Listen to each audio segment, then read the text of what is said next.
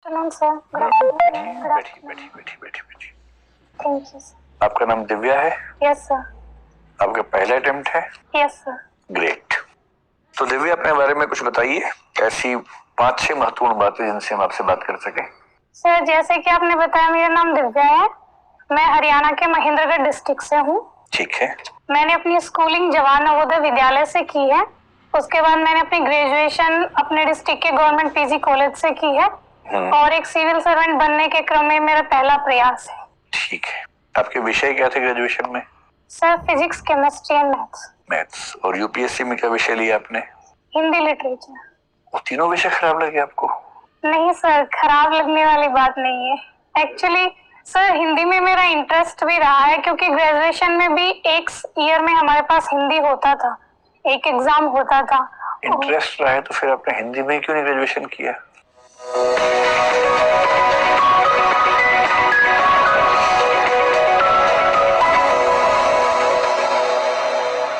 Sir वो 12th के बाद मेरे पास साइंस ही थी, तो उसके बाद।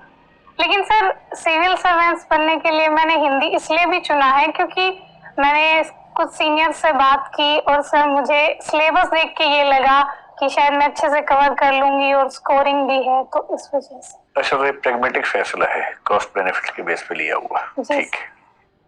और आपको कोई रुचि भी है? आपने बताया नहीं। हॉबीज में जी sir Ghoomar dance, singing and sir talking with my mother. अच्छा, अपनी मदर से बात करना आपकी रुचि है। गुड। आजकल ऐसे बच्चे कहाँ होते हैं जो पेरेंट्स से बात करें, तो बड़ी अच्छी बात है। तो मम्मी से बात करके आपको ये नहीं लगता कि उनकी जनरेशन की बातें आपकी जनरेशन से काफी अलग हैं? नहीं सर, मैं मम्मी से जब बात करती हूँ तो मेरा फोकस तो मुख्यतः उनकी हेल्थ को लेके होता है कि वो अपनी हेल्थ का ख्याल रखें, और मम्मी सिंगल पेरेंट है तो इस वजह से उनका स्ट्रेस दूर करना। और मुझे लगता है सर घर की बातें हम कर लेते हैं, ऐसा डिफरेंस। फिर ये रुचि है या जिम्मेदारी है? सर दोनों चीजें, रुचि भी है और मैं अपनी जिम्मेदारी भी समझती हूँ कि उनका स्ट्रेस दूर करूँ। और आपका होम स्टेट हरियाणा है और आपने फर्स्ट प्रेफरेंस उसी को दी होगी? Yes sir. है ना? ठीक है। तो दिव्या ये बताएं, आपके नाम का मतलब क्या है और ये नाम आप पर कैसे सूट करता है? सर मेरे नाम का मतलब है डिवाइन लस्टर और ब्रिलियंस। और सर मुझे ऐसा लगता है कि मैंने अपनी स्कूलिंग में और उसके बाद अपने कॉलेज में और अपने जो भी प्रयास है अपने लक्ष्यों को प्राप्त करने में ब्रिलियंस को हासिल करने की कोशिश की है। आप जो हिंदी साहित्य पढ़ती हैं उसके पाठ्यक्रम में भी एक उपन्यास है, उसका नाम भी दिव्या ही है। यस। और उस उपन्यास में वो जो दिव्या है और जो उसका मित्र बारिश है, वो बार बार कहते हैं कि स्त्री का धर्म निर्वाण नहीं सृष्टि है। क्या मतलब है इस बात का और क्या आप इस बात से सहमत हैं आज के जमाने में? सर मारिस का इससे मतलब है कि नारी को प्रकृति ने जो सर कर्तव्य दिया है सृष्टि को आगे बढ़ाने में, उसको वहीं अपना के चलना चाहिए। और सर जो निर्वाण का मार्ग है वो नारी के लिए श्रेष्ठ नहीं है। ठीक है। और सर मुझे भी पर्सनली ऐसा ही लगता है कि सर, लेकिन जेंडर इक्वलिटी के साथ सर। जैसे हमारे देश में 2 महिला राजनेता इस समय ऐसी मैं सोच पा रहा हूँ जो बहुत योग्य हैं, उन्होंने बहुत महान काम किया पर विवाह नहीं किया, परिवार को आगे नहीं बढ़ाया। ममता जी हैं, मायावती जी हैं। क्या हम उनके योगदान को शून्य मान लें क्योंकि उन्होंने सृष्टि के रास्ते को आगे नहीं बढ़ाया? नहीं सर, ऐसा तो नहीं है सर। हर महिला की अपनी ये पर्सनल चॉइस है। और सर राजनीति के क्षेत्र में उन्होंने इतना अच्छा किया है, तो हम सिर्फ सृष्टि को आगे ले जाने के बेस पे कहीं किसी महिला का मूल्यांकन नहीं कर सकते। ठीक है। अब आप ये बताएं कि हरियाणा में आजकल बहुत सारे जो विवाद चल रहे हैं उनमें से एक विवाद तो चंडीगढ़ को लेकर है। तो केंद्र सरकार का ये कहना है कि भाई जब सारी यूटीज में हमारे ऑफिसर्स हैं, जो एजी एमयूटी कैडर के ऑफिसर्स हैं वो हर जगह है, दिल्ली में है, मतलब गोवा में जो पहले की यूटी था वहां भी है, लक्षद्वीप में है, अंडमान निकोबार में है, अब जम्मू कश्मीर में भी है, लद्दाख में भी है। तो चंडीगढ़ को अलग से लाट साहब बनने का क्या मतलब है कि उसके उस यूटी में ऑफिसर्स हरियाणा पंजाब कैडर के होंगे? क्यों होंगे?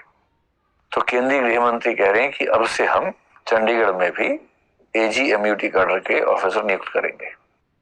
पंजाब सरकार इस बात पे भड़की हुई है, हरियाणा सरकार भी उतना नहीं भड़क सकती क्योंकि सरकार उसी पार्टी की है, लेकिन वो भी नाराज बीच में दिखते हैं।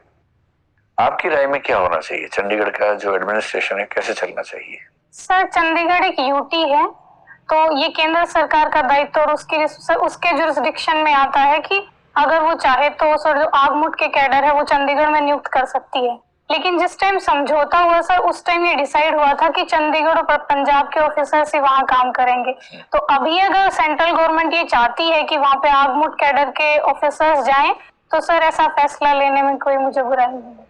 हाँ, लेकिन आपको नहीं लगता कि फेडरलिज्म का सम्मान करते हुए इसमें राज्यों से भी संवाद होना चाहिए, एक तरफा फैसला नहीं होना चाहिए? हाँ सर, एक तरफ फैसला नहीं होना चाहिए। इसमें सर हरियाणा और पंजाब के राज्यों की भी सहमति ली जा सकती है, क्योंकि एक बार इनसे सहमति लिए बिना 3 बिल पास किए थे, फिर क्या हुआ था आपने देखा ही है 2 साल में। तो संवाद की प्रक्रिया रहे तो बेहतर ही होगा, है ना? ठीक है सर। आप दिव्या, आपने अपने डेफ में लिखा है कि आपने नेतृत्व और व्यक्तित्व विकास के कार्यक्रम में भागीदारी की और उसमें पुरस्कार जीता। Leadership and personality development. तो ये बताओ कि नेतृत्व का विकास कैसे किया जा सकता है? 2-3 तरीके बताएं। सर, सबसे पहला तो मुझे लगता है जो लीडर होता है उसको अपने जो ग्रुप है उसके बारे में सर अच्छी जानकारी होनी चाहिए कि कैसे पॉलिसीज ले जानी, हमारा लक्ष्य क्या है। सबसे पहला ये है। दूसरा मुझे ऐसा लगता है सर, एक लीडर के पास पर्सुएशन पावर होनी चाहिए कि वो अपनी पॉलिसीज के बारे में जो आम लोग हैं उनको अच्छे से समझा सके। और तीसरा मुझे लगता है सर, नॉलेज और अवेयरनेस होनी चाहिए कि हमें जानकारी है कि कहाँ चीजें कैसे घटित हो रही हैं और सर मुद्दों के बारे में पता। आपको लगता है कि नेतृत्व में त्याग की भावना भी होनी चाहिए? क्या वो एक आवश्यक गुण है? सर, नेतृत्व में त्याग की भावना इसलिए होनी चाहिए क्योंकि कई बार सर लीडर्स को ऐसे फैसले लेने पड़ सकते हैं जहां उनके निजी जीवन और प्रोफेशनल जीवन में डायलेमा हो सर। तो इसलिए त्याग जरूरी है ताकि हम सर सर्वजन के हित में सोच सकें। और व्यक्तित्व विकास के लिए क्या क्या करना चाहिए? सर, हमें अपनी स्ट्रेंथ्स और वीकनेस पता होनी चाहिए। क्या है आपकी स्ट्रेंथ? 3 स्ट्रेंथ बताइए। सर, मेरी सबसे पहली स्ट्रेंथ है मैं हार्ड वर्किंग हूँ। एक सर, अपनी स्कूलिंग में, अपने ग्रेजुएशन में। ठीक है, एक हो गया। सर, दूसरा मुझे लगता है मैं होनेस्ट हूँ। सर, लालच मुझे ज्यादा डिगा नहीं सकता। तो मुझे सर जहां तक मैंने संभव हुआ है अपने जीवन में होनेस्टी को साधने का प्रयास किया है। और तीसरा सर, मैं आशावादी हूँ। सर, अगर मैं कोई कार्य कर रही हूँ उसमें टाइम लग भी रहा है तो सर मैं एक पॉजिटिव वे लेके चलती हूँ कि बेहतर परिणाम मिल ही जाएंगे। ठीक है, 3 वीकनेसेस बताइए। सर, वीकनेस सर एक तो ओवर सेंसिटिविटी है।